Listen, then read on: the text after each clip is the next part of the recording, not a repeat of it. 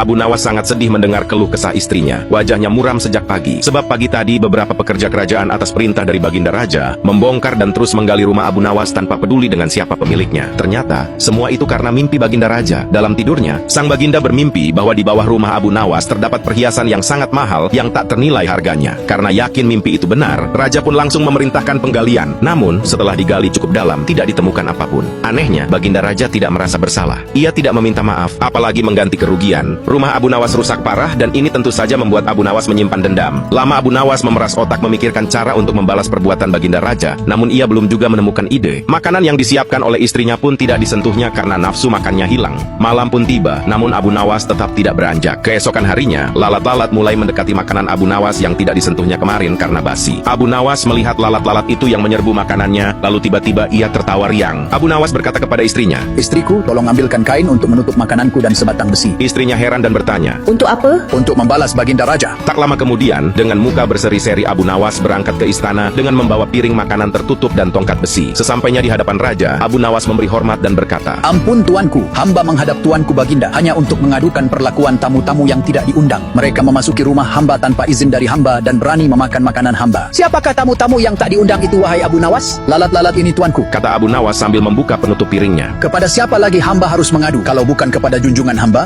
mengadukan perlakuan yang tidak adil ini. Lalu keadilan yang bagaimana yang engkau inginkan dariku? Hamba hanya menginginkan izin tertulis dari Baginda sendiri agar hamba bisa dengan leluasa menghukum lalat-lalat itu." Baginda Raja terdiam. Ia tak bisa menolak permintaan Abu Nawas karena saat itu para menteri berkumpul di istana. Dengan berat hati, Baginda menulis surat izin untuk Abu Nawas yang isinya memperkenankan Abu Nawas memukul lalat-lalat itu dimanapun mereka hinggap. Tanpa menunggu perintah, Abu Nawas mulai mengusir lalat-lalat di piringnya hingga mereka terbang dan hinggap di sana-sini. Dengan tongkat besi yang sudah sejak tadi dibawanya dari rumah, Abu Nawas mulai mengejar dan memukuli lalat-lalat itu. Ada yang hinggap di kaca. Abu Nawas dengan leluasa memukulnya sampai pecah. Kemudian lalat hinggap di vas bunga. Abu Nawas menghantamnya sampai hancur. Patung, kursi, hiasan istana semuanya jadi korban. Lalat pun hinggap di tempayan raja. Tanpa ragu, Abu Nawas memukulnya juga. Semua orang kaget, tapi Abu Nawas tetap tenang. Ia hanya menjalankan perintah untuk menghukum lalat sesuai izin sang raja. Baginda Raja tidak berdaya, tidak bisa berkata apa-apa kecuali menyadari kesalahannya yang telah ia lakukan terhadap Abu Nawas. Setelah Abu Nawas merasa puas, Abu Nawas mohon diri pamit pulang. Barang-barang kesayangan Baginda banyak yang hancur. Bukan hanya itu saja, Baginda juga menanggung rasa malu. Kini ia sadar betapa kelirunya berbuat semena-mena kepada Abu Nawas. Abu Nawas yang tampak lucu dan sering menyenangkan orang itu ternyata bisa berubah menjadi garang dan ganas serta mampu membalas dendam terhadap orang yang mengusiknya. Abu Nawas pulang dengan perasaan lega.